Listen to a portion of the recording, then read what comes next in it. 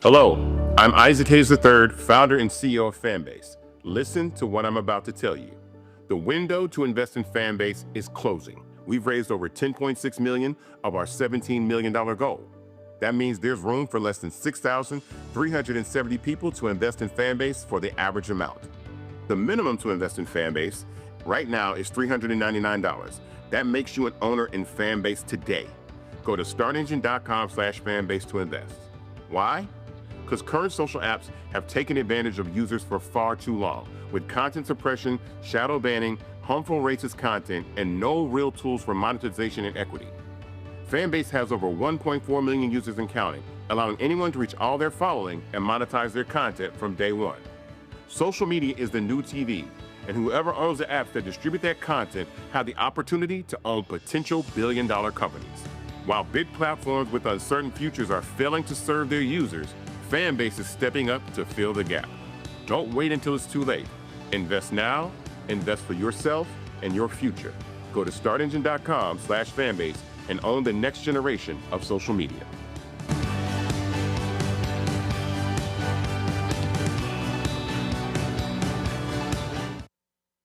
Folks, Black Star Network is here. I'm real revolutionary right now. Support this man, Black Media. He makes sure that our stories are told. Thank you for being the voice of Black America, Roland. Stay black. I love y'all. All momentum we have now, we have to keep this going. The video looks phenomenal. See, there's a difference between Black Star Network and Black-owned media and something like CNN. You can't be Black-owned media and be scared. It's time to be smart. Bring your eyeballs home. You dig?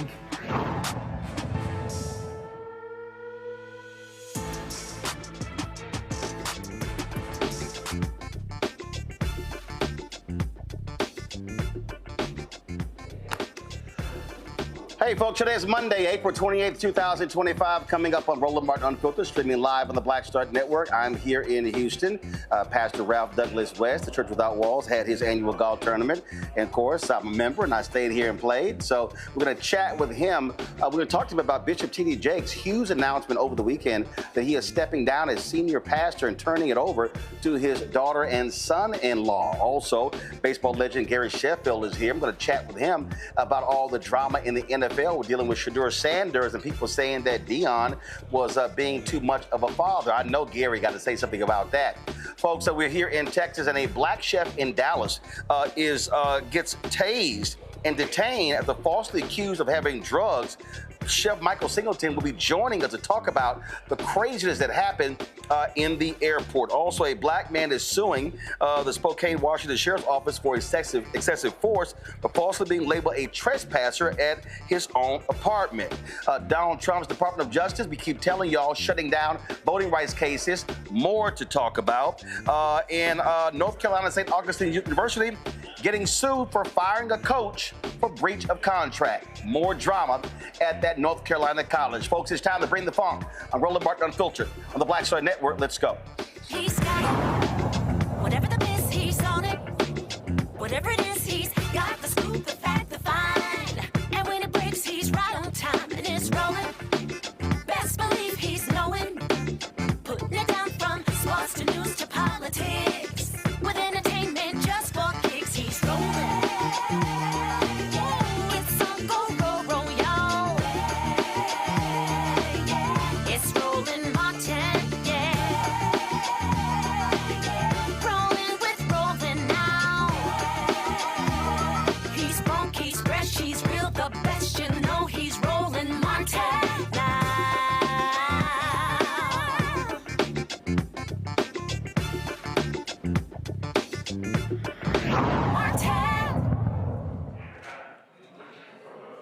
Folks, a black chef in Dallas, scary scene. Here he is sitting in the airport, minding his own business. Next thing you know, he looks up and he's surrounded by cops. A woman at the airport accused him of saying that he had drugs.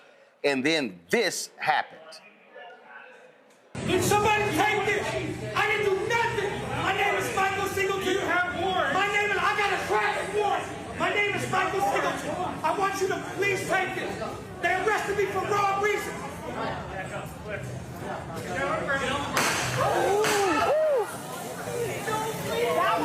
why would y'all do that? He was standing still.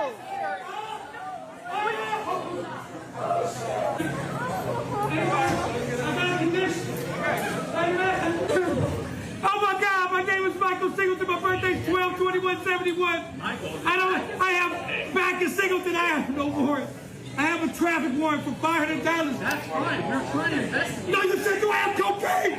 I'm not a drug dealer. Man, I'm a suit dog, man. You fucking trying to kill me. Hey, man, I didn't try to fight you. Why you tased me? I wasn't pulling away. They got me on tape. No, I fucking was. Right here. You fucking dickhead, bro. They asked me to put my hands behind my back when I couldn't even fucking move. After you fucking electrocuted me. Sit down. You keep telling me to do shit like I can't, you dumb fuck. Come on. Man, fuck you. I just got tased for nothing. Hey, man, somebody please have this on tape. Michael Singleton, back to Michael Singleton. Folks, we're joined right now by that man, Chef Michael Singleton, also Robert Slater, the founder of the Culture Commission Coalition. Glad to have both of you here. But first of all, Chef Singleton, again, set us up.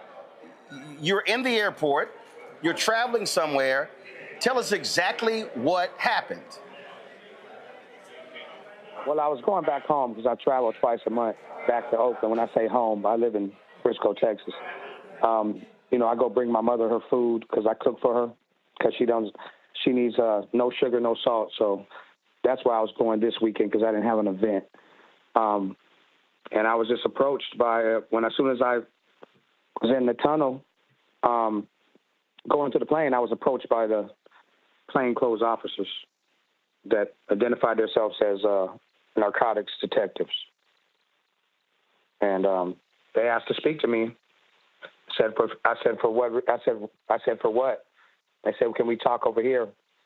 And then they proceeded to walk me over to the middle aisle. I mean, the middle of where pre-board was, where everybody was. And then that's when they proceeded to ask me the question. You know, about, you know, everybody seen it, about do I, basically assuming that I have drugs on me. Well, saying we're under assumption that you're possessing of narcotics and cocaine. Okay, so how did they arrive? So, Michael, how did they arrive at that assumption? I don't know. That's what we're going to find out. Somebody said something that I had something on me. I think some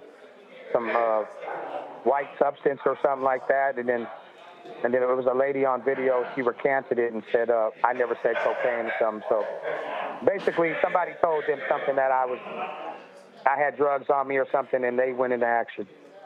You know. Robert, what I'm trying to understand is again, cops walk up, they don't see anything. Like, what's the probable cause that they have to search Michael? Mr. Martin, that's what we're trying to find out right now. I have sent a demand letter to the new chief of police of Dallas. No response. We have sent a letter and a complaint to the city. No response. The clock is ticking. There's a lot of answers. There's a lot of questions that are unanswered.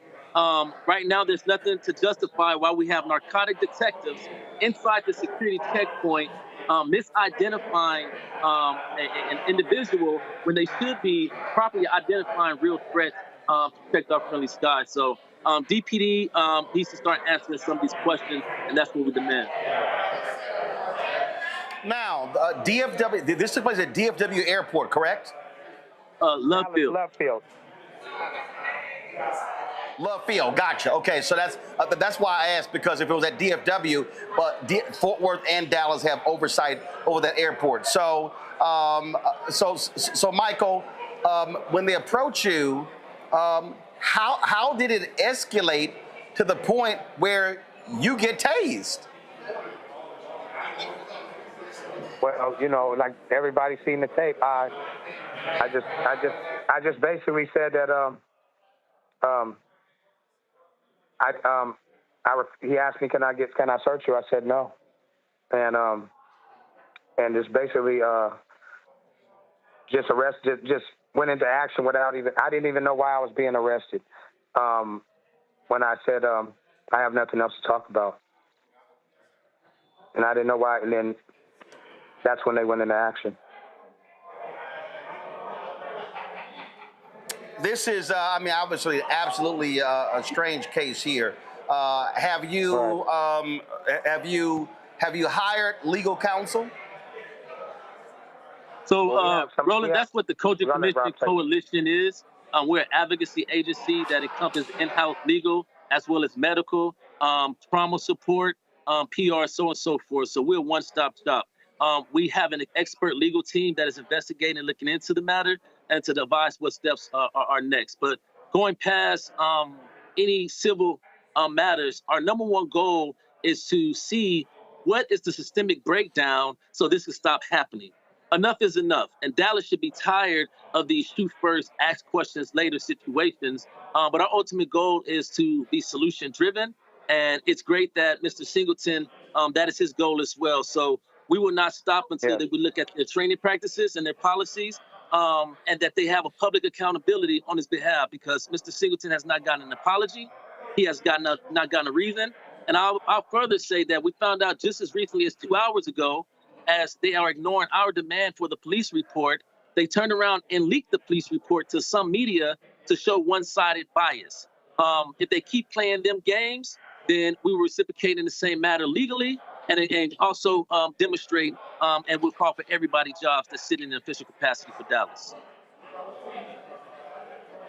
All right, then. Well, certainly keep us abreast of developments with this case, because it absolutely is quite strange. Chef Michael, we certainly appreciate it. Thank you so very much. And also, thank you so very much, Robert. Thank you. Thank you for having me. All right, certainly appreciate it. Thanks a bunch. I'm going to bring in my panel right now. Joining us, Dr. Omi Kongo, being a senior professorial lecturer, School of International Service, American University, author of Lies About Black People, How to Combat Racist Stereotypes and Why It Matters. Joining us from D.C., Kelly Bethea, Communications Strategist from D.C., Derek Jackson, Georgia State Representative out of Atlanta. Omi Kongo, I'm going to start with you. I mean, listen, if I'm him, I'm thinking the same thing. I'm boarding a flight. Why in the hell are you coming up on me and asking me these questions?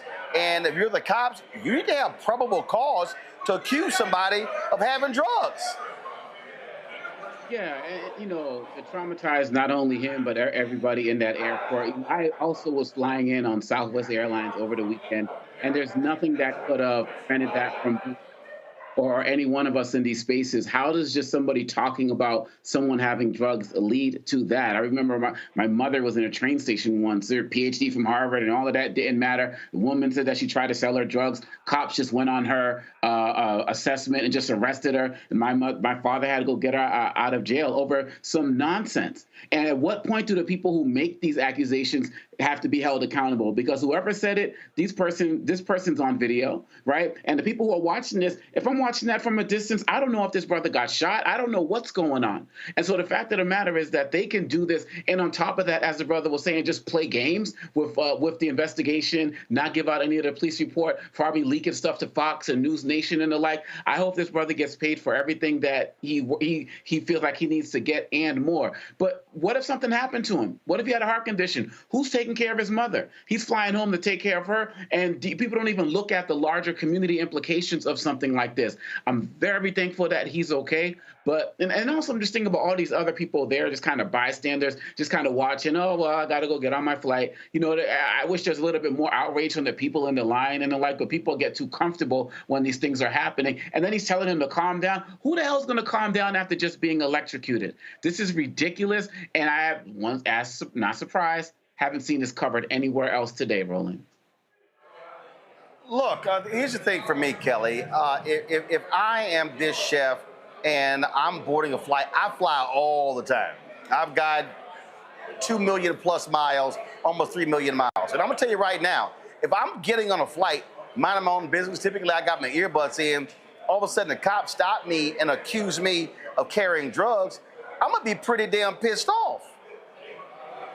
And as well you should, because you were minding your business. Like you said, you set the scene. You got your headphones in, you trying to get on your flight, minding your business, and out of nowhere you have cops showing up accusing you of something that, one, you haven't been doing, you're not even aware of it, but also you have no idea where this came from whatsoever. And it's just unfortunate that the only time you see something like this is when it happens to people of color. Like, I would be absolutely shocked if I saw that kind of behavior towards a person of a lighter hue.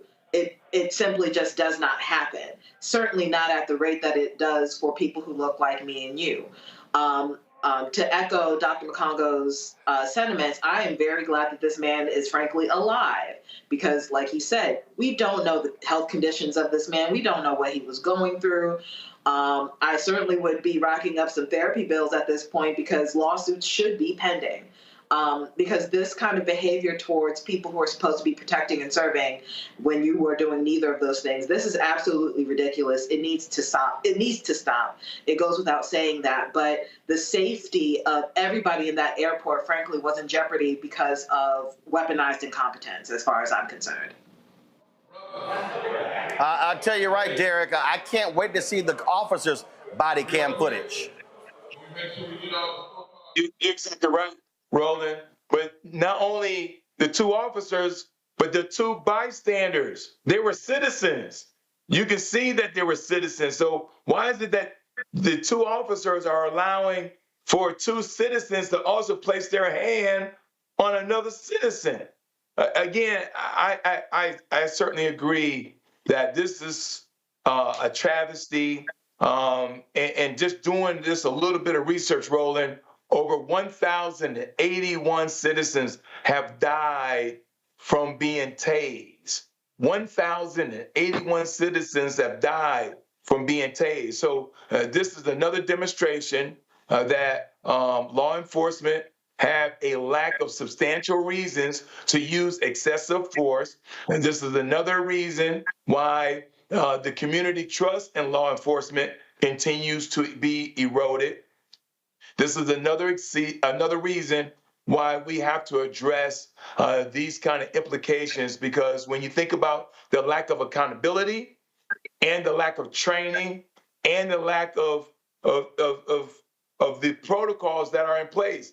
He was already at the boarding gate, Roland. So that means he already went through TSA and several checkpoints where there's dogs, where there's x-rays, where they've already examined. And so if a citizen is at that point of boarding a flight, They've already went through several checkpoints. And so this Michael Singleton could have been any one of us, and he needs to be awarded. But more importantly, these two police officers and these two citizens should be dealt with and held accountable. Indeed, indeed. All right, folks, hold tight 1 second. We got to go to break. We come back.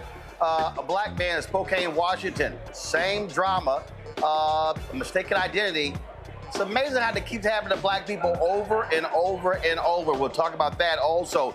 Bishop T.D. Jakes, huge announcement over the weekend, announces that he is stepping down as senior pastor of the Potter's House. We'll show you that announcement and talk about that reality and also what he plans to do next. All of that right here. Roland Martin Unfiltered, the Black Star Network, live here at the Houston National Golf Club for the Reverend Dr. Ralph Douglas West Golf Classic. We'll be right back. This week on The Other Side of Change. And this is a special episode that is near and dear to our heart, especially during Earth Month, where we're going to talk about how the environment impacts our everyday life and what you can do to help solve it. The issue is that the movement has not historically created a connection with us and has had narratives that really speak to our unique lived experiences and the environmental burdens and hazards that we experience. So there's really a narrative shift that needs to happen for the mainstream climate and environmental movement to really position itself as one that is for all of us. Only on The Other Side of Change on the Black Star Network. Hey, what's up? It's Sammy Roman. Hey, it's John Murray, the executive producer of the new Sherry Shepherd Talk Show. It's me, Sherry Shepherd, and you know what you're watching, Roland Martin Unfiltered.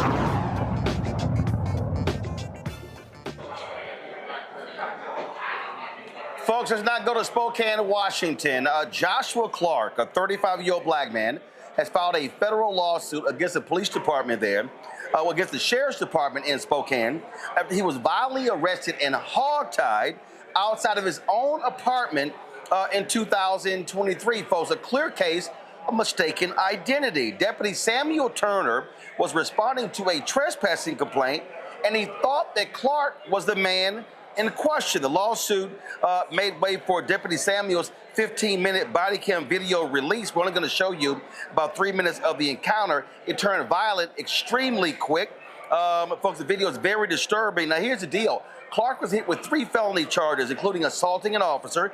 Charges were dropped 5 months later when it became clear that he was innocent, and the real suspect was somebody else. Clark's attorney said the case is about more than one man. They say it is a pattern of aggressive, discriminatory policing for the Spokane County Sheriff's Office and leaves black folks traumatized and fearful of their lives even when they're minding their own business. And again, quite traumatic video.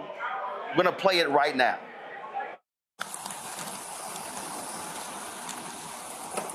How you doing, sir?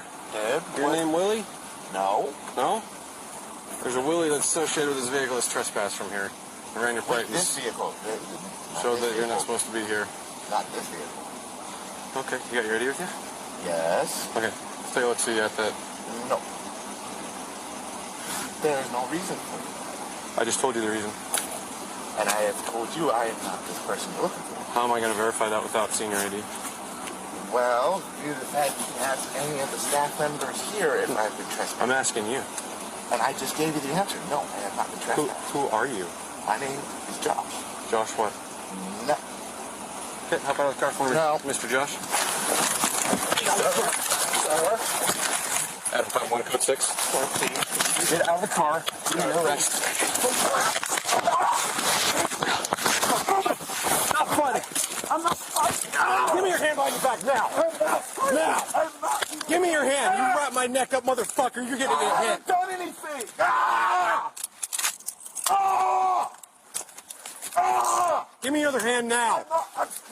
Ah! Ah! Get off. Stay down. I'm trying to tell you where it is, goddamn. Fucking stay still. Stop fighting. I'm not trying to fight. This is uncomfortable as hell, please.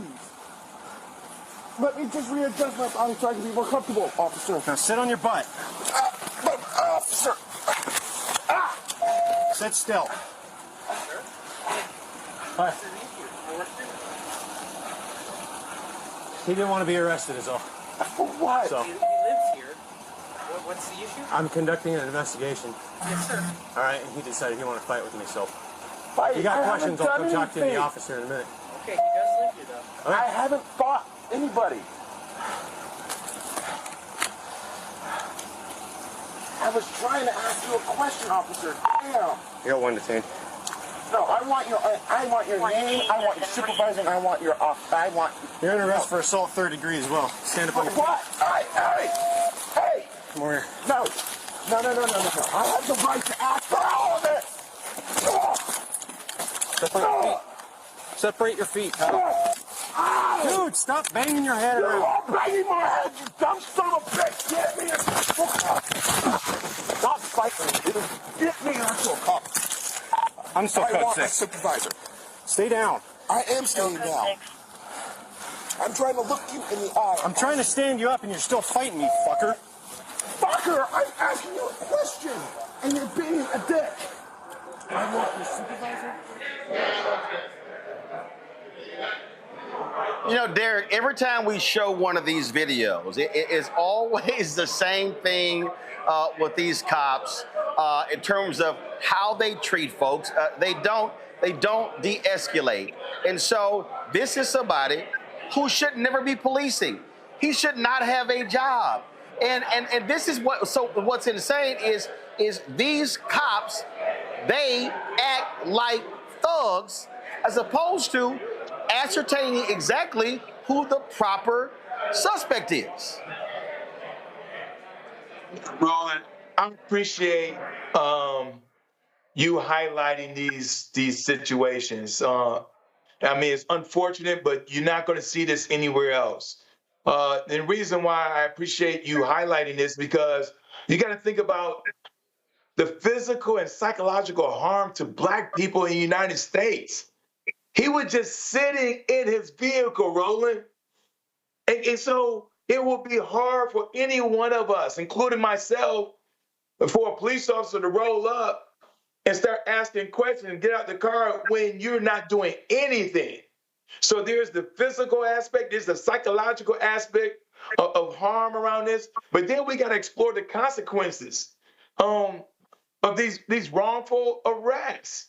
I mean, in this age of anti-DEI, in this age where we don't have a Department of Justice, and I'm sure we're going to talk about later on during the show, that's chipping away around the civil rights protections that we have in this country. And so these kind of incidents, the frequency, unfortunately, is going to get greater and greater because this body camera evidence clearly shows that this law enforcement individual is violating policy. He's violating protocols because this citizen was doing absolutely nothing to in a matter of 2 minutes to go from sitting in the driver's seat to now you're face down on the ground in excruciating pain.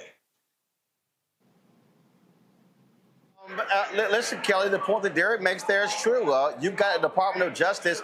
This Trump DOJ, they're going to give that cop a medal. They're going to praise him. They're going to treat him to lunch at the White House. And this is the problem.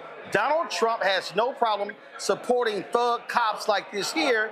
And so from a citizen standpoint, the only recourse this man's going to have is a federal lawsuit because he sure as hell is not going to have any charges brought up against this cop under a Trump administration. And that was actually going to be my point as far as recourse is concerned, because frankly, I'm even concerned about the federal lawsuit route on the civil side, because you got to pray that you get the right judge for it. Because right now, it just feels like we're in a free-for-all when it comes to justice, how to get justice, who's going to get it, and who's going to be held accountable for actions like this, because everything is up in the air right now. When you do not have a political and moral backbone to say this is wrong, you, a cop who is supposed to be protecting and serving the public, this is wrong, And there's nobody above you saying that. Nobody above you holding you accountable for your actions in a way that gives this man a semblance of justice in this situation. I don't know what his recourse would be. I don't know if he has a semblance of recourse at all, because right now, who's holding the courts accountable? No one's holding DOJ accountable. Certainly no one's holding the president accountable. You know, I am gravely concerned for the uptick in incidents such as this, because we essentially have been given permission to, and by we, I mean just generically, have been given permission to do whatever we want in the worst possible way. You know, I'm going to kind of go again. I mean, it's like Groundhog Day. I mean, it's over and over and over and over and over when we have to do these stories. And people need to understand that this is our reality of being black in this country. And you know what? I keep saying, whether fiscal conservatives, whether people who say we're wasting billions of dollars on police elements, they're always quiet. You never, ever hear them say a word. And they're going to keep staying silent. And that's why we have to keep bringing up these stories. The man is in his car. Anybody who pulls up the registration of this man's car is going to see his name, is going to see his face. They didn't even have to have a further conversation. And the way that they just treated him like a piece of trash, just tossed him around. And, you know, and they're saying all of these things on camera to help them with their case. You know, oh, he's fighting me. And he's like, I'm not fighting you. And then they have the nerve to say, oh, can you stop banging your head against our car? Like, seriously? Like, the things that they feel like they can just put out that people are actually going to buy this, who can actually see what's going on. If we don't record these things, nobody's going to catch them. And these conservatives, they want more of this. And the reason why this is worse, kind of going to the other prior point that was made, because in addition to what we're going to be talking about later with the DOJ has also stopped its investigations into white supremacy into the police departments. And all of these neo-Nazis and other groups who are joining the police so that they can get away with things exactly like this. This is torture. This is torture of this man. I would love to see what the actual picture of the person they were actually looking for, if they were actually looking for somebody, looks like, because the way that they did this man was foul. There's more of it. And I personally don't believe this stuff is on the rise. I believe it's just being recorded more. And I just feel like there's going to be more dismissals now because so many departments, locally, statewide, and nationally, federally, are feeling emboldened by Trump. All right, folks, hold tight 1 second. We come back. We're going to talk about Department of Justice pulling out of more voting rights cases. Also, Bishop T.D. Jakes announces he is stepping down as senior pastor of the Potter's House. All that we're going to cover right here on Roland Martin Unfiltered on the Black Star Network. Support the work that we do. Join our Bring the Funk fan club. Of course, your dollars make it possible. Plus, to cover the stories that matter all across the country. If you want to support us via Cash App, use the Stripe QR code. You'll see it right here. If you're listening, go to blackstarnetwork.com. Click the Cash App Pay button to contribute. You can also use a Stripe for credit cards. Also, you can also send your check and money order. Make it out to Roland Martin Unfiltered, P.O. Box 57196, Washington, D.C. 20037 7-0196. PayPal is R. Martin. Venmo is RM Unfiltered. Zelle, Roland at RolandSMartin.com. Roland at RolandMartinUnfiltered.com. We'll be right back. Next on the Black Table with me, Greg Carr. It's a rare occasion when a course taught in high school becomes a topic of national conversation, let alone a burning controversy. But that's exactly what happened with Advanced Placement African American Studies, courtesy of a certain Southern governor who's taking offense. On our next show, we take you inside the classroom for an up-close look at the course through the eyes of the teachers that teach it, the students that are taking it, and the communities that surround them. So many of the kids we saw, the truth.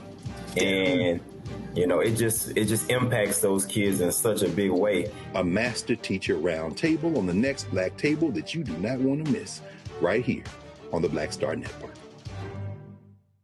On the next Get Wealthy with me, Deborah Owens, America's Wealth Coach, inflation is on the rise. Interest rates are high. Can you still thrive during these uncertain times? On the next Get Wealthy, you're gonna meet a woman who's done just that, living proof of what you need to do to flourish during these uncertain times. These are times where you take advantage of what's going on. This is how people get rich or richer. That's right here on Get Wealthy, only on Black Star Network. Hatred on the streets, a horrific scene, a white nationalist rally that descended into deadly violence. White people are losing their damn minds. As an angry pro-Trump mob storms the U.S. Capitol, we've seen We're about to see the rise of what I call white minority resistance. We have seen white folks in this country who simply cannot tolerate black folks voting. I think what we're seeing is the inevitable result of violent denial. This is part of American history. Every time that people of color have made progress, whether real or symbolic, there has been what Carol Anderson at Emory University calls white rage as a backlash. This is the rise of the Proud Boys and the Boogaloo Boys. America, there's going to be more of this. Here's all the Proud Boys, Dave. This country is getting increasingly racist in its behaviors and its attitudes because of the fear of white people. The fear that they're taking our jobs, they're taking our resources, they're taking our women. This is white fear.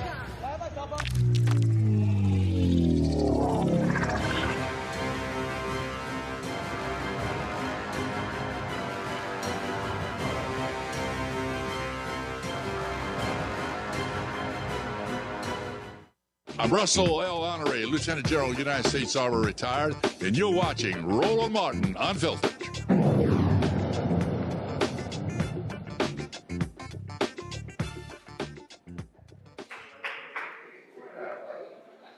Folks, we told you Donald Trump's Department of Justice does not give a damn about black people at all, and we are continuing to see what has taken place where they are pulling out of voting rights cases, raising significant alarm. Less than a month after Trump ally Harmeet Dillon took over the Civil Rights Division, all senior career managers in the voting section, including Chief Tammy Hagler, were removed from their roles and reassigned to low-level positions. Attorneys were also ordered to dismiss every active voting rights case without explanation or any meetings. This voting section is responsible for enforcing federal laws that protect against voter discrimination, especially as states pass more restrictive voting measures. The new leadership has shifted the division's focus from protecting marginalized communities to advancing Trump's priorities, which is, of course, lying about voter fraud. You know, this is a thing, Derek, that we kept warning people about. We kept warning them about Project 2025 and what was going to happen. So for the people who sat on their ass and stayed at home, for the people who complained about Vice President Kamala Harris, so guess what happens? They're now going to be focused on voter disenfranchisement, removing polling locations. We're going to see more actions by these conservatives taking place all around the country, and the people who, again, stayed at home, who complain, guess what? This is the result of when you do that. You're exactly right, Roland. I mean, when you think about how we were sounding the alarm about Project 2025 on your show daily, we were talking about Project 2025, and for some reason or another, 89 million registered voters did not vote. I don't think that the 89 million, if they believed it or not, but we went through all 922 pages, and there was not one page, not one paragraph in there that helped Black people. And when you think about the essence of Project 2025, not only were they going after the Voting Rights Act of 1965, but they're also coming after the Civil Rights Act. We also talked about how they're going after the Fifth Amendment, due process. They're going after the 13th Amendment, 14th Amendment, 15th Amendment. They want to disenfranchise Black people in the United States. They want to weaken and remove the protections that we were able to leverage over the last 248 years. So these are the kind of things that we got to continue to sound the alarm. And again, when you think about democracy, I know we typically use the word democracy in a macro sense, but when it comes down to it, if we can't vote in this country, if we don't have due process in this country, if we do not have civil rights in this country, this is the reason why, as a Democrat, I urge all other Democrats, we got to fight this stuff about when they go low, we got to go high. No, there's democracy at stake. Our voting rights are at stake, due process at stake. And when you have a country that just simply pick up citizens, Roland, and put them on a military lift and take them to another country and put them in prison, that's kidnapping. And so, yes, voting rights is an issue, but there's so many other things that they're coming after us. And you're right, we sound the alarm. And unfortunately, 89 million people, registered voters, stayed at home. Listen, what we are dealing with here, Kelly, is a thug administration, and people need to understand. They don't care about discrimination. They don't care about police brutality at all. They don't care. I would argue that they care about it a lot. I would argue that they are endorsing it. I would argue that they condone it because, like you said, if you're a thug administration, what is the number one way that you present power? You present it through violence. You present it through force. You present it through suppression. And those are the ways in which these police officers, law enforcement, now the DOJ, and the cronies within are exhibiting their power. So, like my colleague said beforehand, this is absolutely something that was in Project 2025.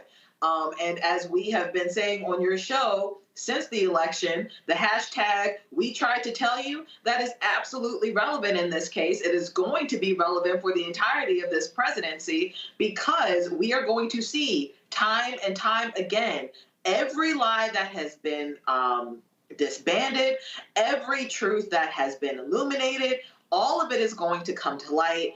All of it is going to affect us. And we did try to tell you the truth. And you decided not to listen because you would rather have a racist bigot than a competent, intelligent, overqualified Black woman for this very same position.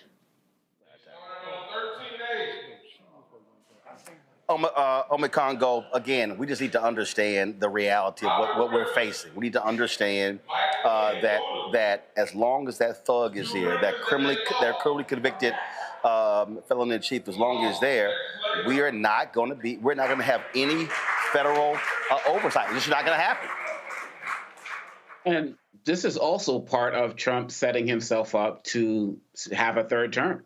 You know, if he can continue to cripple the voting rights of people, continue to cripple access to voting, and put it in a situation where he's basically going to be the one to declare who is in charge, who can run voting or not, all he really needs to do is get enough governors to put himself on the ballot, and then it's going to be chaos.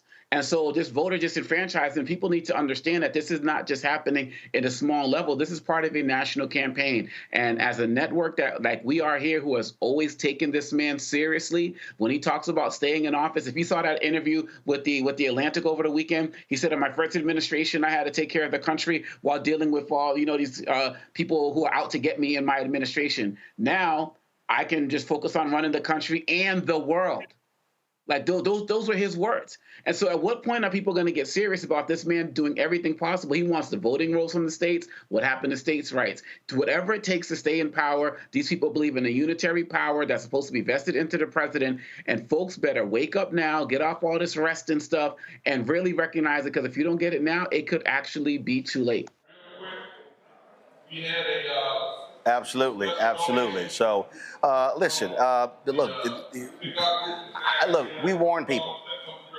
We told them this was going to happen.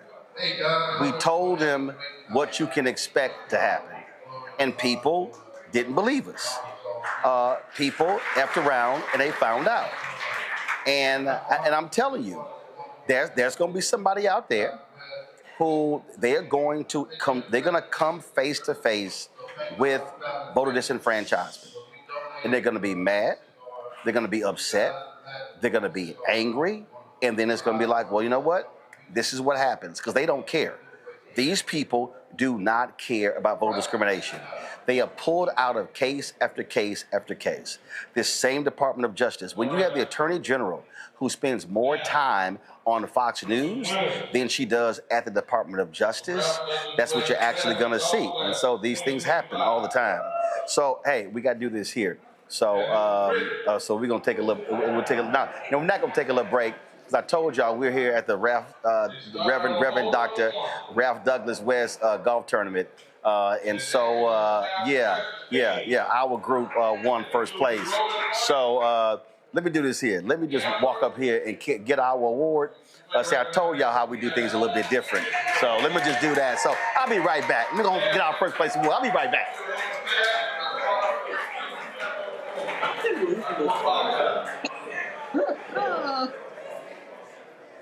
So we would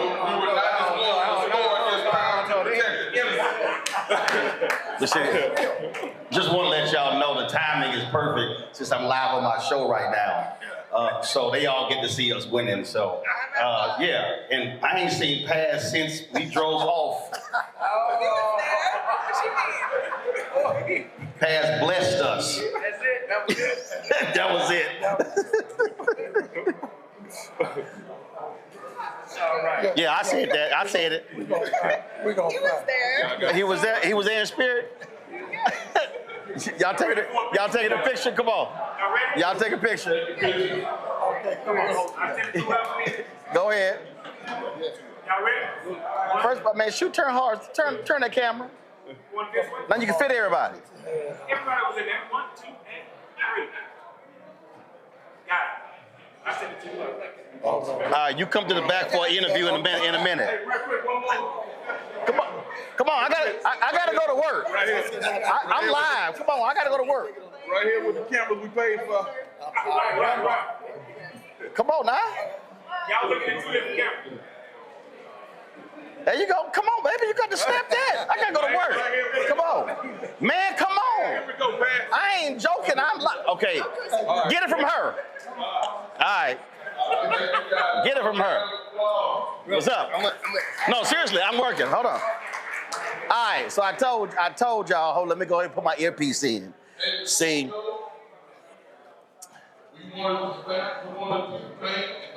See, this is how you got a black show right here. So you know I had to go ahead and pick up my hardware. So you know. 36. Yeah. Man, go ahead. Yeah, I had to pick up. Listen. Everybody can't do what alphas do. You know, I'm just saying. So, Pastor West, let me go ahead and mic him up. Let me mic him up. We are live, Pastor. I'm not lying. So, hold on. I know you're live. Oh, we are live. Hold on. Let me turn your microphone on.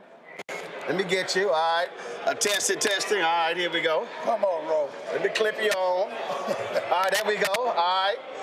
So, folks, Reverend Dr. Ralph Douglas West, actually we'll step back so they can actually see you. Come on, let's do it. All right, then. So first and foremost, glad to be here. This annual golf tournament. Right.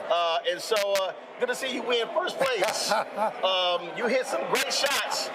I ain't seen not one of them. Yeah, my phantom was doing it, you know. I had my able niece, and she was out there representing me today, and she did very, very well. So did you and Maurice. Oh, yeah. Yeah, so y'all did great. Oh, yeah. While I was holding things up on the sideline. Oh, gotcha. Yes. Okay. Yes. Let's do this here. So yesterday, we're talking a little business. Yesterday, Bishop T.D. Jakes announced he was stepping down as senior pastor. And as somebody who's founder of a church, senior pastor, people really do not he recently suffered a heart attack. People really do not understand the level of pressure when you are having a pastor, 10, 20,000 people, you're getting calls from people all around the country and the world. You understand that as well. It is not easy in these days. Right. So just talk about just that how you have to plan for transitions because of that. Well, first of all, let me say to T.D. Jakes, congratulations. That he gets a chance to pastor a church, successfully grow it, and then to mentor so many people in ministry. And I think I got word that his daughter maybe. He announced his daughter and his son-in-law are going to become senior pastors. His daughter and son-in-law will succeed him, and so to him, congratulations that he's had a chance to shape their life for the Potter's House. That's number one. Number two, that you're right. Most people that don't do church ministry don't understand the pressure that a person like a T.D. Jakes is under, or anybody who passes 10, 15, 20,000 people. It's beyond just the personal phone calls. It's an institution. And for you to have to care for that many people, you have to build a team around you that really has pastoral care. You know, that's the question that people say, how do you minister to that many people? Well, you minister through that many people through ministering to people to minister to that many people. I remember when Pastor Wesley, when he announced, this was a couple of years ago, he announced, if I do not take off right now, I'm out of here. And folks were stunned, and he said, I am spent. There's nothing more that I can give. And he stepped away from a sabbatical. People, you do that when it comes to the summer, things on those lines. People really don't get that a pastor of a church is a 7-day-a-week job. And you got to know when to step away. Well, let me say, I appreciate you bringing that up. One of the things that in our church, the church without walls, our leadership incorporated that for the last, 20 years maybe, or longer, from June to September, they make me take off. They just, and the reason why they do that is because you remember in those days we were running 5 and 6 services on a weekend, 3 services during the week. So you had 9 services that we were responsible for. So they says, you have to unstring the boat. And so preaching and pastoring, but particularly preaching, is creative work. I mean, you know that from what you do. You're not only a journalist, but journalism takes creativity. How do you shape, frame, and package what you're going to say to different audiences? How do you talk about something political different from the way that you address what's religious or social, that kind of stuff? So the breaking away allows you to recalibrate, to refresh yourself. And what I have done over the years, during my break time, I don't do any preaching. If I'm on sabbatical or if I'm taking the summer break, I don't preach for anybody. I use that as my time to rest first. Typically it takes 2 or 3 weeks, and then to read, and then to plan for my fall. And then in December, I'll take 2 weeks off to plan from January to May. And just to keep yourself fresh. Because if not, the challenge of a person like me who's been preaching for 50 years is that you start resting on your laurels. You just start preaching stuff that you preached last year before. It's the same sermon with different illustrations. And we haven't heard that before. Yeah, quite a bit, So it allows you to stay fresh, but it also allows you to be healthy. When the prophet Elijah is about to, he says, I just want to die. The angel simply says, get some sleep, eat some bread, and drink some water. And sometimes our best spiritual advice is sleep, eat, and drink water. Last question for you again. A proper succession plan. Reverend Charles Jenkins, when he left fellowship in Chicago, he was a young pastor. He said, look, I want to do other things. I want to do music. And so he stepped away. Reverend James Meeks identified Charlie Dates early on, do the same thing. When in Concord, in Dallas, E.K. Bailey had health issues, had cancer, stood before the congregation and said, ain't gonna be no deacons fighting. This is who's gonna replace me. Carter was there for quite some time. How critical is it for pastors, small, medium, large, mega churches, to understand you have to have a succession plan? Because in the case of the brother in the Bahamas, who died in a plane crash. I mean, listen, look, life is life, and ministry, you build that thing up. It shouldn't go away when you become an ancestor. Yeah, that's good. Well, first of all, succession is relatively new to all these churches. That's the first thing. And those people who are in these churches that afford them the opportunity to plan a secession, hats off to them, you know. But I will say that whether it is a small, medium, large, or extra large church, that the pastor ought to be thinking like Moses, where's Elijah? Or rather, where's Joshua? And if, you know, Elijah said, where's Elisha? That's right. Or Jesus and his disciples, you know. At least thinking in the direction of people that they could possibly recommend.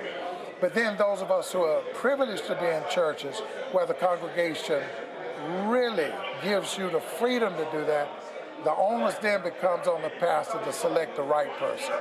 As much as we may want our sons or daughters to succeed us, they only succeed if that is the person that God really has selected for that congregation. And who can move that church forward. Absolutely. Move it forward, sustain it, grow it, nurture it, you know, strengthen it. So yeah, succession, I would say, for everybody listening on the broadcast tonight, it would be prayerful about it. Start talking about it early, about possibilities, who these people could. Because what happens if the people that you want to choose feel like they've been called to do something else? So who then would be the persons that you're thinking about that could succeed if they're not, if your A choice is not the right one? Right. Sometimes God works through the second best, you know. That's good. Yeah. But Pass, I appreciate it. I came home for my dad's 78th birthday. And when I was watching YouTube, the service, I said, well, look, the tournament, I can just stick around on Monday. Absolutely. So I'm glad I did that. So I'm always glad to be home here at Church Without Walls. Man, good to have you here.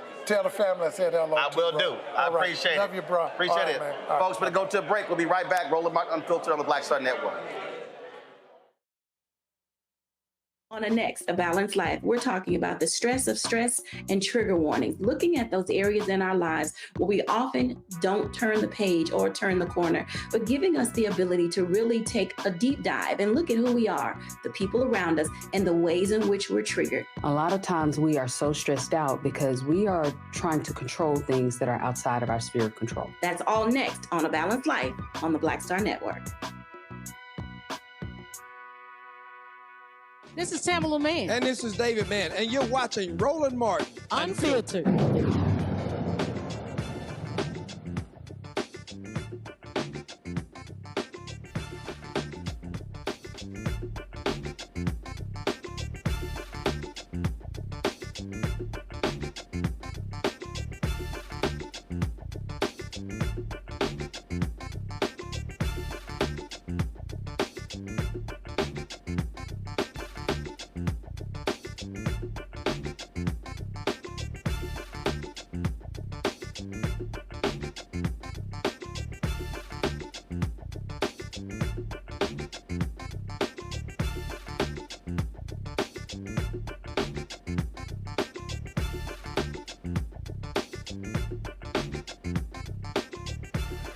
I appreciate it.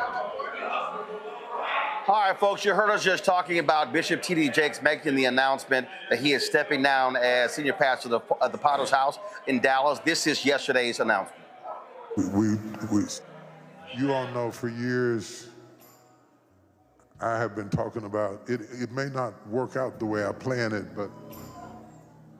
but I get on my knees and pray, and I plan my life in decades. How many of you remember me saying that?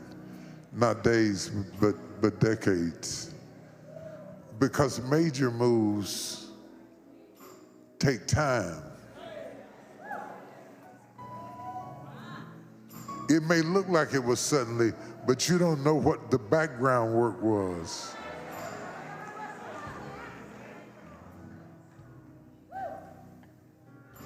About 6 years ago, I started talking to Pastor Torrey and Pastor Sarah because I did not want all that I had spent my life and your life and our lives building to get old and go with us. This is a generational.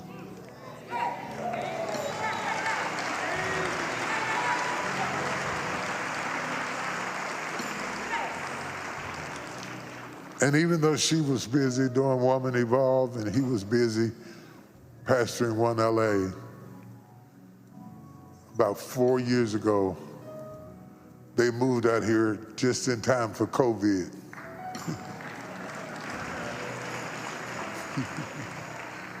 God has a sense of humor. He throws you in the water and then says, swim. So for the last 4 years, they have been swimming. I talked to the board because I was concerned. I have seen too many men build something and stay so long that they kill what they build. What you gotta understand is it's not so important that you just know when to grab a hold.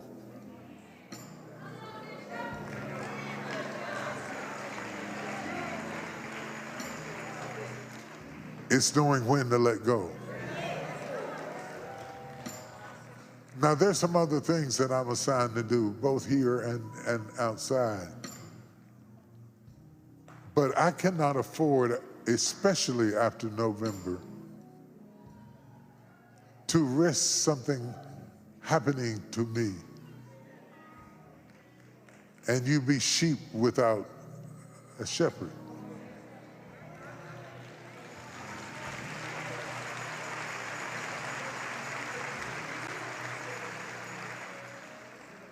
I cannot afford to let all the work of all the saints living and dead to hold this so tight, so long that I wither away. So I'm suggesting to you, I'm recommending to you that you receive Pastor Torrey and Pastor Sarah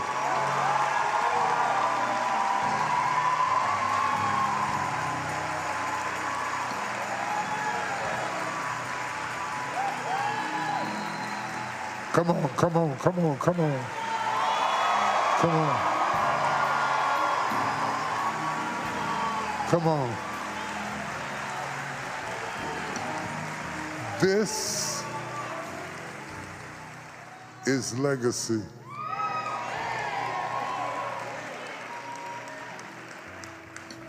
Not because they're kin, but because they're the kind.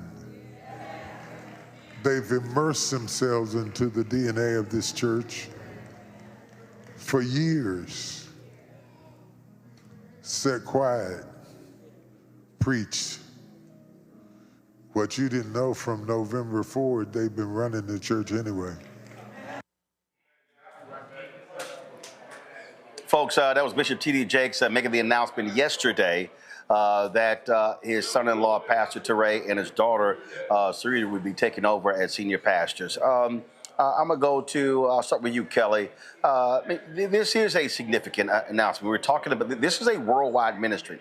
The Potter's House is not just a Dallas-based ministry. Bishop Jakes moving there more than 30 years ago, coming from West Virginia to setting up shop there in Dallas. National ministry, international ministry, traveling all across the world. Look, he's 67 years old. He has talked about that heart attack that he suffered from the pulpit in November.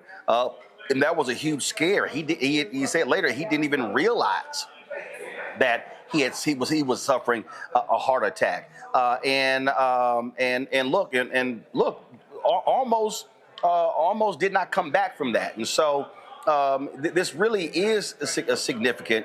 It really is important. And I do hope it is a lesson, not just for preachers, but also for business owners and others to understand that when you build something monumental, how does it keep going? That's one of the issues that we've seen in a lot of Black-owned businesses. where they built it up, and very rarely sons and daughters take it over. And so all of that work, all of that time, all that energy just simply goes for naught. And that to me is quite unfortunate. Yes, you are correct in that. But I want to note and really highlight the significance of this from a woman's perspective. In the church, it is rare, incredibly rare, for a woman to take over a church of this magnitude. Like you said, this has been in the making. Potter's House in general has been in the making for 30 years.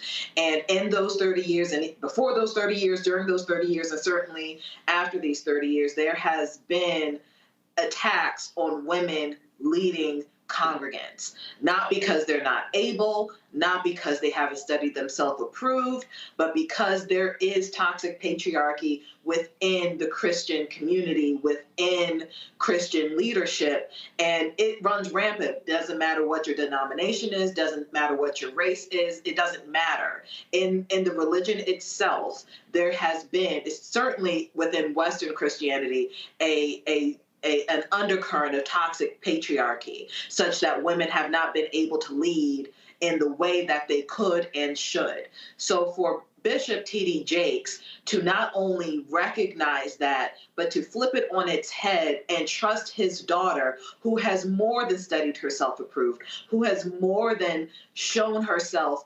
overqualified for this position, to bestow something so precious and so needed in the Black community, needed in Black church community to a woman, that speaks volumes. And I don't know if enough people are going to talk about that point, but that is what I took away from this, that he trusted a woman, not just his daughter, not somebody who he has mentored, just somebody who he has mentored, but a woman to lead a church of this magnitude. Like you said, this is a global church, and a woman is going to be the head of it, and that's incredible to me. I think back on the Congo to the point that Kelly makes there. Billy Graham, Reverend Billy Graham, it leaves the ministry to his son Franklin Graham. But the real preacher in the family is Ann Lutz. The person who really, and if Ann Lutz was a man, oh no doubt she blows Franklin out of the water. Franklin ain't even an actual preacher. Okay, so the real person who truly follows in the footsteps of Billy Graham is his daughter Ann Lutz, but she's a woman. And that's how Franklin Graham was able to take the mantle of his father's ministry. Yeah, you're absolutely right. And when you look at something like that, like the Potter's House, I mean, you're talking about a church that started with a man who, would pick up people to drive them to church, preach to them, and then drive them home. I mean, you want to talk about starting from the bottom and building an international organization. And so on two levels, I see something amazing. Number one, the fact that what you and Kelly are talking about as well, passing this over to a woman to lead this. And like you said, she and her husband have been running it ever since, the heart attack happened. That's powerful. And I think it's also powerful to show that, yes, this is a church that we're talking about. And you talked about businesses, but they're also, I'm thinking about the legacy civil rights organizations as well, and people not seeing the handoff take place. And unfortunately, sometimes things don't happen until somebody dies. There's documents, people are claiming this and that and this and that. He made it all official. He made it public for everybody to see. Doesn't matter what anybody says, this is what's going down. And that's really important. And so I think in addition to other churches, and in addition to businesses, other leadership and legacy organizations also could learn from this example. So in this brief moment that he has put out to the world, it was actually something that was very monumental and can be actually consequential if more of us would follow that example who lead these other churches, organizations, and businesses as well. Oh, absolutely. And Derek, it is, again, I hope other people learn from it. And you heard Jake say in terms of what's been built up. But he also, in a press release he announced, he talked about things that he wants to do. He really wants to now focus his energy on creating economic opportunities for African Americans and others. He has his organization in Good Soil. He really wants to be focused on the economic piece. With now that his time will be freed up, no longer being the senior pastor of the Potter's House. Yeah, you're exactly right, Roland. And I want to just build upon what Dr. Omakamogo and Kelly. When you think about a mega church, it's a mega business. When you think about a congregation of 20,000 people or more, the responsibility goes well beyond just delivering powerful sermons, on a weekly basis. When you think about the role and responsibility that his daughter is about to step in, she's more than capable, not just in preaching and teaching, but talking about making sure that payroll is met. And the thing about this story, Roland, for me, it highlights the most important thing, and that's succession planning.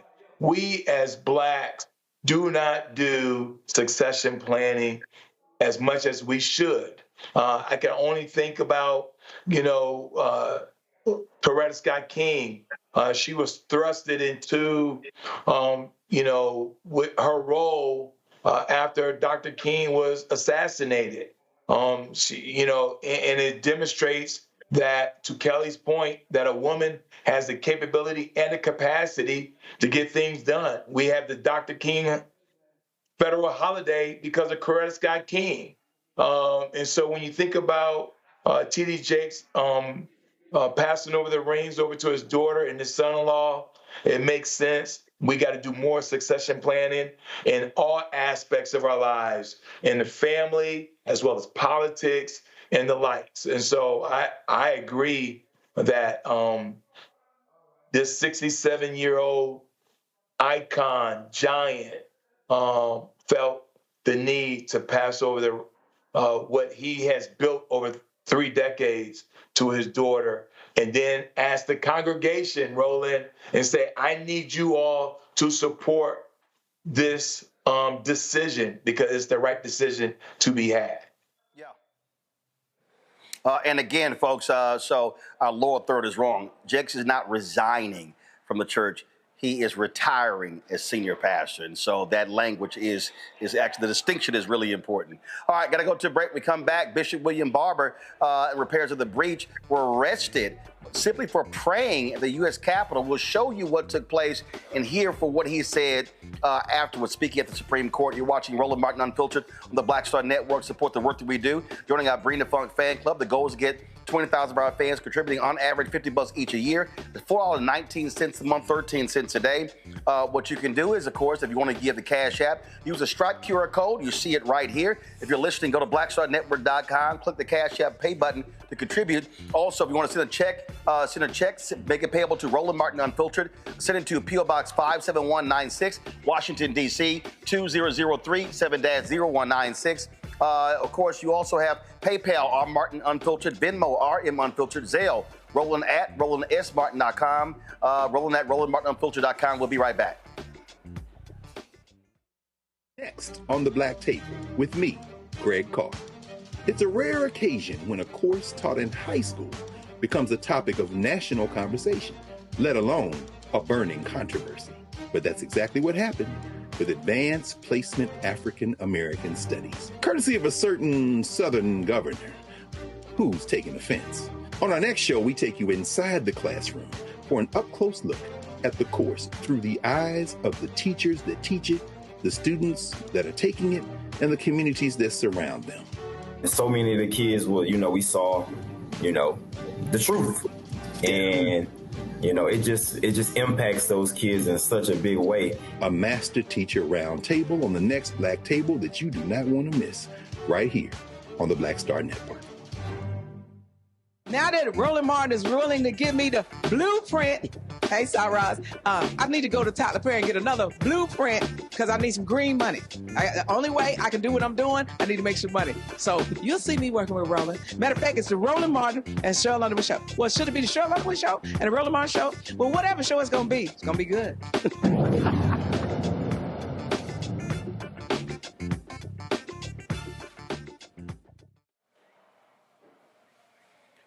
Folks, Moral Mondays came to Washington, D.C. today, Capitol Hill. Bishop William Barber and repairs of the breach. Remember, they did this in North Carolina, really changed that state. They are focused on the budget. The Republicans are looking to gut services all across this country. And so they came to the U.S. Capitol to pray. And guess what? They end up getting arrested. Now, remember, when a conservative came to play a guitar there, lawmakers were walking up to him like it was no big deal and encouraging him. But literally, they actually arrested these religious folk for praying in the U.S. Capitol. Here's what happened today in the Rotunda.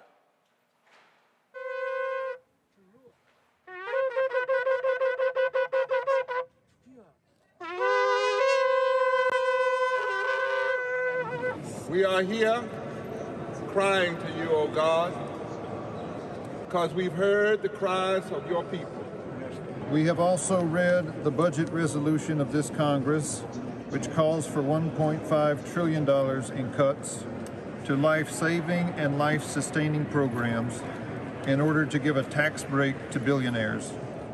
Deliver us, O Lord, never from the deceptive lie that says our nation will be better off if those who have little get less, and those who have too much get more. Against the conspiracy of cruelty, we plead the power of your mercy. Walk through United States Capitol Police. Somehow, right now you're participating in an unlawful demonstration. If you don't cease and desist the activity, you are subject to arrest. Keep moving, Lord. Keep changing, Lord. Warnings have been given. If you do not want to be arrested, you must leave the area. Move outside. That area. That way. Doesn't matter if you're pressed. Outside, sir. This way. Everybody outside the building. This is very different. This has never happened before. With the press is being cleared out of the rotunda. Come on, let's go. Keep walking. Police zone. Let's go. It's closed now. Let's go. If you don't keep walking, you'll be arrested. In the rotunda. Right? Keep walking. You want to close? Yeah, let's close the door. Keep moving. Keep moving back. Keep moving back. Is there a reason why you're closing the door? Is there a reason why It's a police line. It's a police line? Yeah. What do you think of that? So this has never happened before. We're here in the Capitol Rotunda, where even the press was told that we have to push out and away. All right, guys, you guys go down there, please. Down the stairs. All right. This way. Stop pushing. You can go down there. Down the stairs, please. Let's go, folks. Go. Out of the building. Let's go. They're not allowed in there right now. Press isn't allowed in. No press is allowed in? No. Folks, let's go. Keep moving down the hallway now. Sir, if you keep doing this, we're going to have to lock you up, okay? You're active demonstration in there. Told you about 10 times already. But I'm not actively demonstrating. You're staying here. We've asked you to leave, so you are part of the group.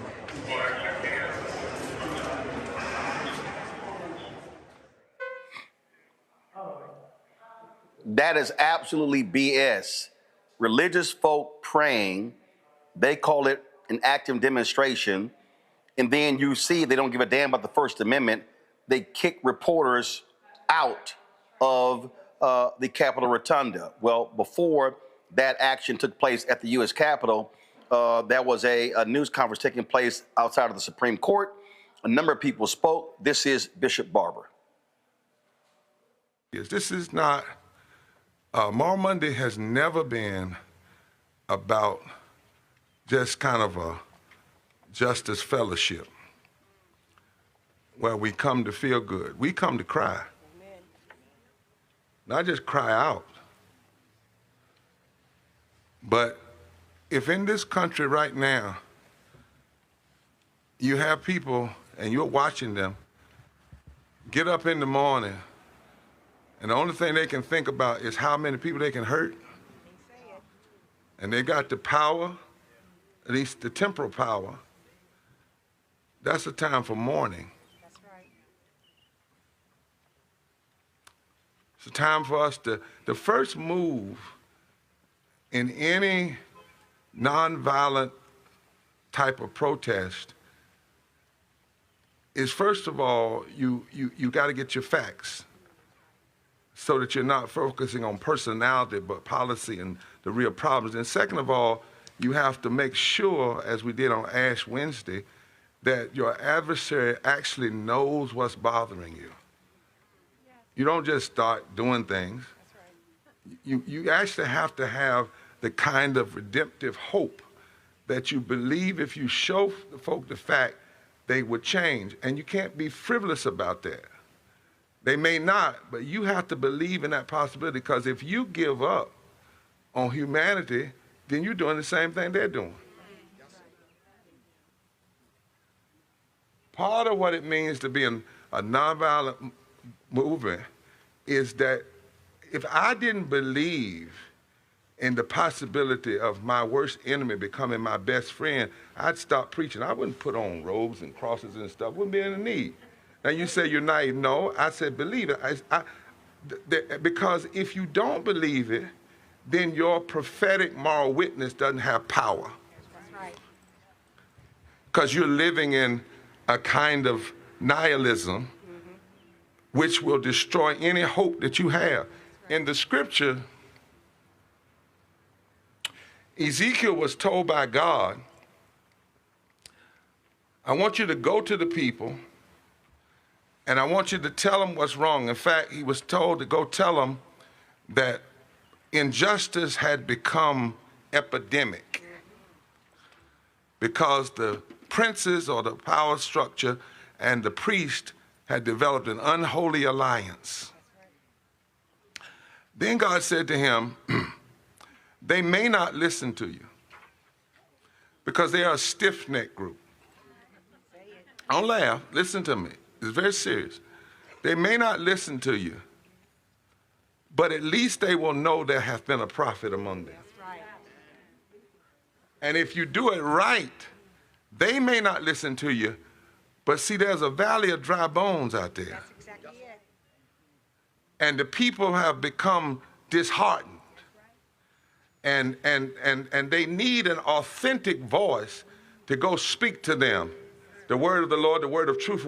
And if you can't challenge your adversary with the hope that they change and know that even if they don't, at least they will have no excuse. That's right. That they did not get told what is right. That is a powerful witness. And it's something we have to be serious about. Because if we're going to build a movement just to hate folk, go on and join the haters. Somebody said, where does hope come from? Well, hope comes, Jürgen Moltmann said, hope takes place when people of faith, and that could be faith in different ways, but when people of faith or people see something that's so wrong that they can no longer accept it, and they decide to put their hands and their bodies and their feet to work to change it. He said the moment they make that decision, that's where hope is born. That's right. Hope doesn't just fall out the sky. Hope doesn't happen because you walk over one time or send an email one time or a text message one time and all of a sudden they stop voting on the right. Hope begins with you and me deciding not to believe the lies we're being told. Because the most powerful thing you can do is tell the truth in the midst of lies. So when Moral Monday was born, actually today was the anniversary, April 28th, 2013. This is actually. And Mr. President, when it was born, it had been after January, February, March, April. We had seen a state legislature and a governor after we had put 20,000 people in the street in January and a forward movement agenda, and had even offered to them, they said it didn't matter to us, you Republican or whatever, if you're about justice, we'll work with you. And they said no, and they denied health care, denied Medicaid expansion. They cut money for public education, took North Carolina to last in the country. They went after the LGBTQ community. They went after women. They went after unemployment. And then during Holy Week, before they went home for recess, they wrote a bill in the state Senate that changed 40 laws, was an attempt to change 40 voting laws, to take voting in the backwards direction rather than forward.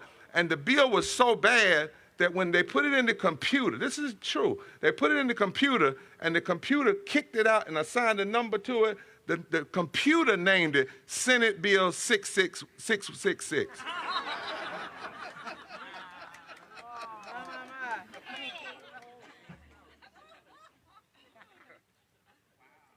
Now, you laugh about it, and I get that, but part of the problem, the reason they even got to write that Bill 666 is because in years prior, when Democrats had the chance in North Carolina to expand voting, they didn't do it. And when Democrats had a chance to block, see, moral movements have to tell truth both ways. Moral movement don't tell truth one way. The sword of the word cuts on both sides. How did they get the power to do that? In 2010, there was a redistricting plan when Section 5 of the Voting Rights was still in place, and it was pre-cleared, even though 4 years later the court said it was racism with surgical precision. Now, if it was racism with surgical precision 4 years later, it was racism with surgical precision 4 years earlier. That's right. But in an attempt to compromise and play games, Democrats allowed it to go through, and then that created this super Tea Party, pre-mega majority that then writes Bill 6. So all of us need to repent. That's exactly right. Right? And so what happened is, Dr. Jackson, is when they wrote that bill, Senate Bill 666, they set it to the side. And this is what they said. They said, now we're going to wait until the Supreme Court makes its decision on the Voting Rights Act. And when the Senate and so what we said was, we can't wait. And we may not have the votes to stop them, but just because the Supreme Court of this world makes a wrong decision, it doesn't stop the Supreme Court of God from not standing up for the right decision. Folks, that's called moral leadership, and of course Bishop William Barber. So it was Bishop Barber who sent me this tweet earlier. I want y'all to check this out here. This Jack Jenkins posted this tweet. Reminder, when right-wing activist Sean Fulton held an impromptu evening worship service in the Capitol back in 2023, police occasionally walked in to speak with lawmakers participating, but no one was arrested. Isn't that quite interesting? The actions that Bishop Barber is engaged in, Derek, I think is critically important because the budget cuts Republicans are trying to unleash really is about damaging the poor, the disenfranchised, and the needy in this country in order to provide tax cuts to millionaires and billionaires. Roland, if they go through with this $1.5 trillion tax cut, that's trillion with a T, $1.5 trillion tax cut, it's not only going to devastate a lot of citizens, both our elderly, our retired, and our children, but the disabled as well. It will negatively impact Social Security, Medicaid, and Medicare. Roland, when you think about this $1.5 trillion tax cut, when you have 73 million citizens that receive a Social Security check every month, they're playing games talking about, well, we made the system believe that this person was dead and they're still alive and well, right? They're playing games with folks who are on fixed and stable incomes. Those who need medicine, where now the pricing of medicine has ballooned again. Take insulin as an example. To go from a cap of $35 to now back to whatever that number may be, $200, $300. And so this tax cut, and again, this is where the Democrats got to sound the alarm. Again, that if it goes through, Roland, not only will it devastate a lot of citizens, but a lot of citizens will die. Will die. That's the gravity of this. Omakongo? Yep. Omakongo? Yeah, I'm so glad that we're highlighting, Moral Mondays, because what's happening in this country right now is evil. It's depravity at the highest level.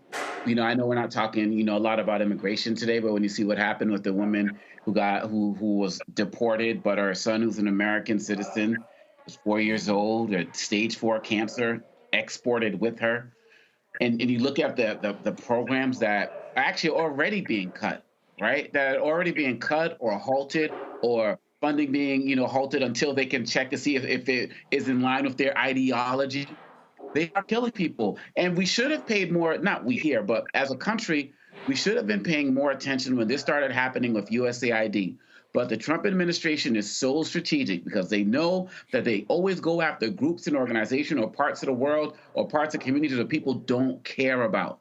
And not enough people were caring about people dying in Zimbabwe or Sudan or Argentina because of USAID money that got chopped up.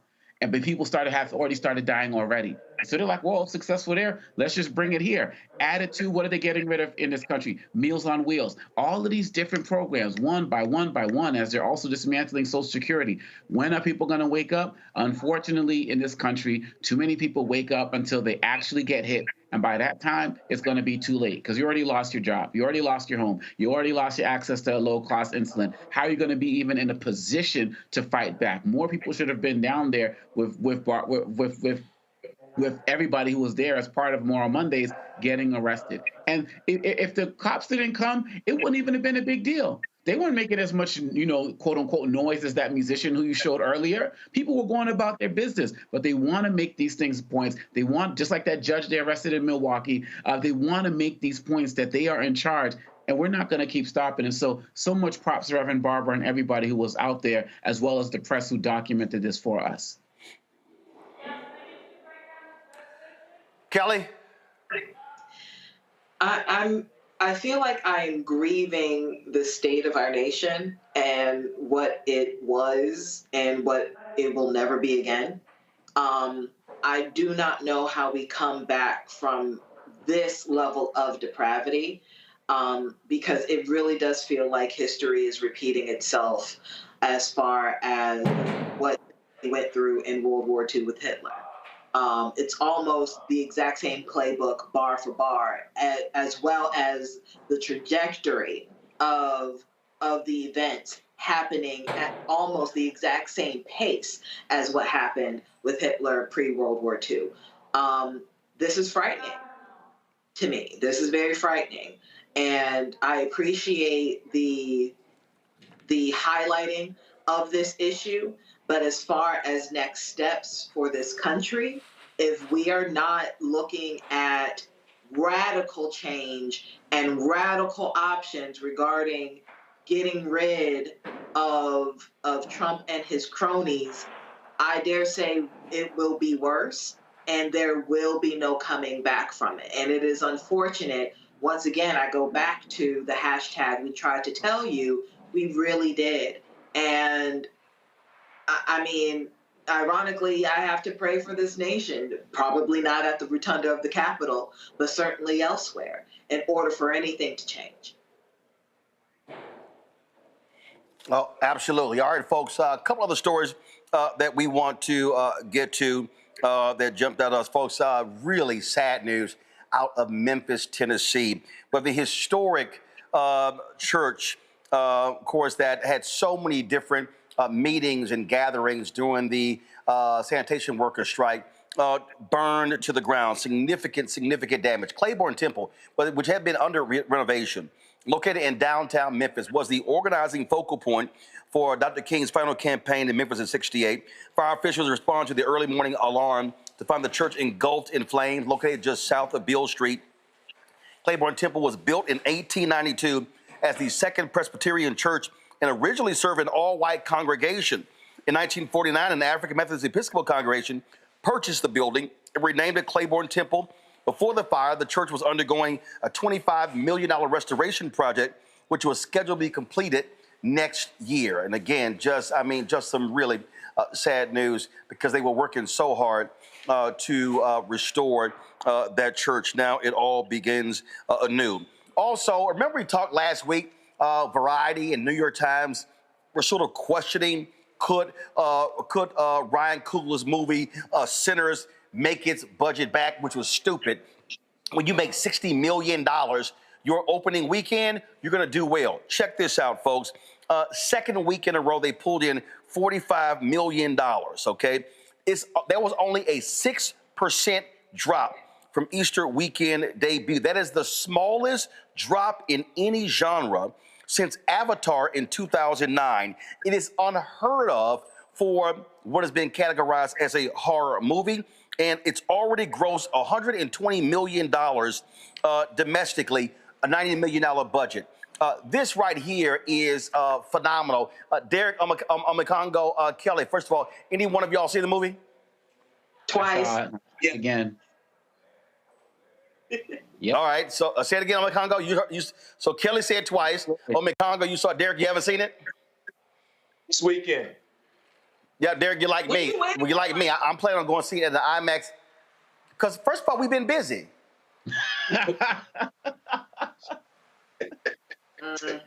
I mean, what you mean? What you waiting on, bro? Bro, being busy. I'm just saying, bro, being busy. Also, my wife was in New York all last week with the Lynx, and so we said we're gonna see it together. So she wasn't here. So since you asking questions, Kelly, so so here's the thing for me that I think is crazy. Variety looks real stupid. The New York Times looks real stupid, questioning somehow. In terms of what's going to do well. I mean, this movie is on its way to $200 million, or even higher. What it also says is that original movies with original concepts can still work. Everything is not about, of course, a superhero movie. And that, to me, I think is important. So it's a lot of people, Omekongo, with egg on their face who were questioning the opening weekend of Sinners. Yeah, and it was so great that we had Omar Miller on, last week to talk about it. And one of the things that stuck with one of the things that he said was that this movie's not only doing so well, but it's not Black trauma porn. And this could be revolutionary for the industry if they pay attention. Because when you look at the movies that have majority Black cast that start doing numbers like this, it's movies or have an impact like this. It's movies that are not Black trauma porn. Movies like this, Black Panther as well. Obviously that's Marvel and everything, and Ryan was involved in that. But the way that this movie is going, it beat out The Accountant as well, part 2, that everybody else was talking about and saying, go see that and everything. And, I think they had like similar budgets and the like. So I just love the fact that Michael and Ryan are just speaking with their art right now. And it's just, I've been so dismayed about what I've been seeing in media as of late. And so to have something like this, it just gives me a lot of hope of what's possible. And I don't even care about like what other folks in Hollywood do. I'm interested in this more stories that are going to come from us because of what this movie is doing. And like I said last week when Miller was here, it's the movie we need right now in this moment. Kelly? I mean, I couldn't agree more. This was one of my favorite films to date, really ever.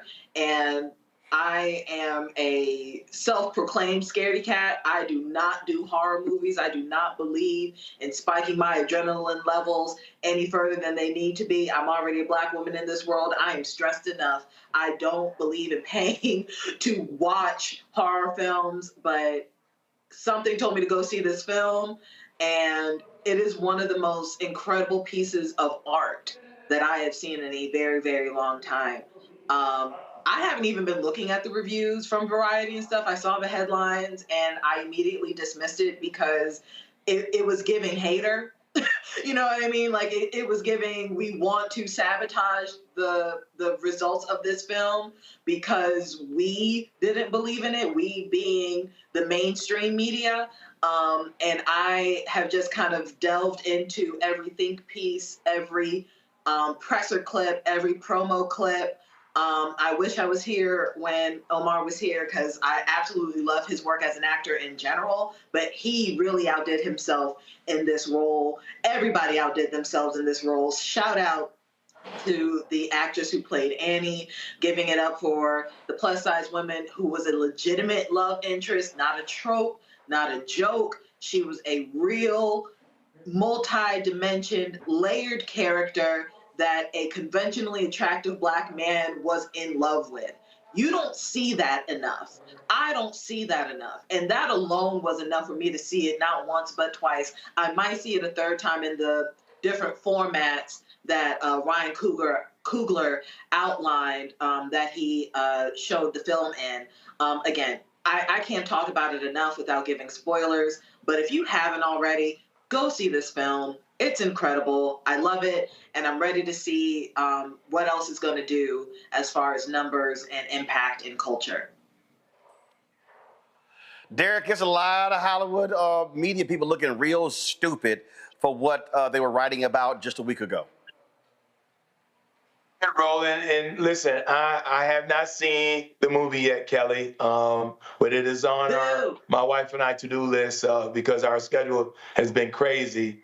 But when you think about the narrative, Roland, I just noticed that these same folks didn't do the same thing to Quentin Tarantino movies, right? I mean, it just always, folks always demonstrate that there are two sets of rules in our society. It's the same thing that, you know, they want to beat up on Coach Prime with Shador, but you didn't do that with Archie Manning with Eli, right? And so this falls in that same category. It's the same playbook that they continue to do over and over again. Ryan is a genius. He was a genius when even Marvel didn't give him all the budget that he needed for Black Panther, but it still turned out to be a blockbuster #1 box seller. So we're looking forward to go and see it, Sinners, before this week is out. All right, folks, that's it for us. A lot we're going to talk about tomorrow. First, we're going to talk about St. Augustine University, another lawsuit against them. Also, we talked about law enforcement. We warned everybody. Donald Trump has released another executive order where he wants to give protection to cops. He ordered the Attorney General to create a legal mechanism to indemnify them.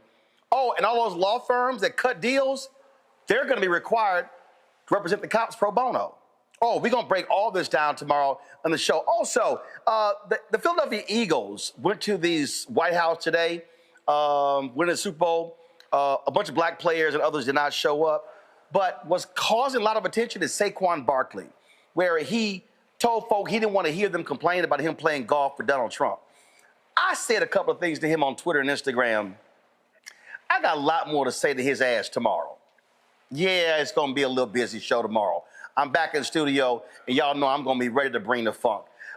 Derek, Kelly, Omekongo, I appreciate y'all being on today's show. Thank you so very much, folks. Thank you so very much. And again, let me thank the Church Without Walls, Brook Hollow Baptist Church, Reverend Dr. Ralph Douglas West for holding the golf tournament. And again, for the folk, in case y'all missed it earlier, see, when you got golf skills, this is what happens when you got skills.